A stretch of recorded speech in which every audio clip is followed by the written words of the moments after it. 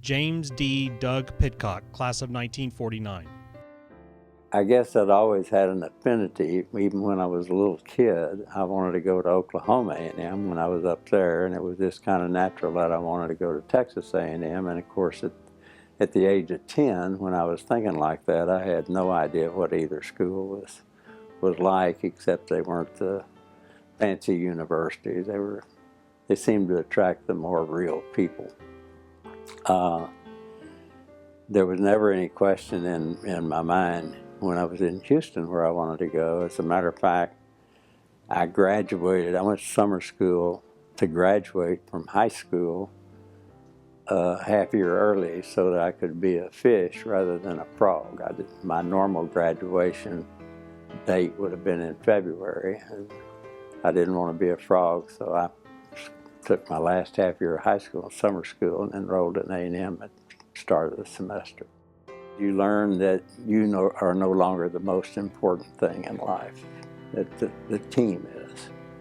And that's a revelation that a lot of adults don't understand when they're 50 or 60 years old.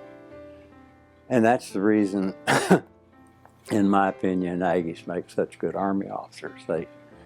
They can identify with the enlisted men, I think, much more effectively than somebody that hadn't come up through a facility like A&M or gone through boot camp. But it also breeds a camaraderie that people that were in the service in the war get, where you go through hell together. And as freshmen at A&M, I don't know what it is today, but we went through hell together. And when you do that, you make really, really lifelong lasting friends. You really develop a closeness that's very hard to duplicate if you're somewhere else, in my opinion. Doug Pitcock was a member of Company A Composite and received a bachelor's degree in civil engineering. He began his professional career in 1950 as an estimator for Farnsworth and Chambers in Houston. He served as a first lieutenant in the U.S. Army for 2 years, and by 1955, he was co-founder, partner, president, and CEO of Williams Brothers Construction. In 1976, Pitcock was appointed by President Ford to the National Transportation Policy Study Commission. Pitcock served as national president of Associated General Contractors of America in 1984.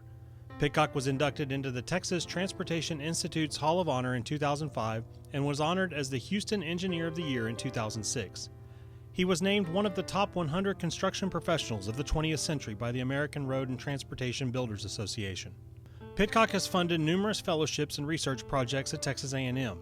He's established several core scholarships, provided operational funds for the Hollingsworth Leadership Excellence Program, and has been honored as a distinguished graduate of Texas A&M's Department of Civil Engineering, an outstanding alumnus of the Dwight Look College of Engineering, and the Association of Former Students Distinguished Alumnus.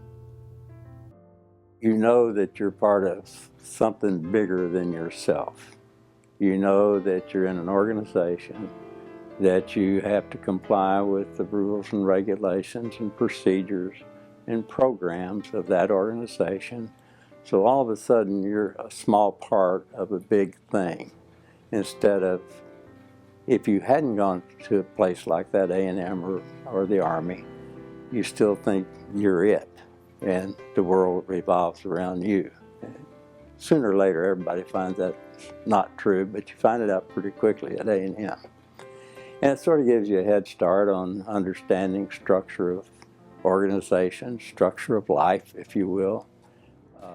And it gives you a confidence that you understand people. And I think most Aggies understand people. Not sure why, except they've been on all sides of the fence, from being the guy that's told he's nothing when he enters the Corps to the guy that's in charge of everything when he leaves the Corps. It's a great life experience and a great training program, if you will, for facing life. Ladies and gentlemen, inducted into the Corps of Cadets Hall of Honor, James D. Doug Pitcock, class of 1949.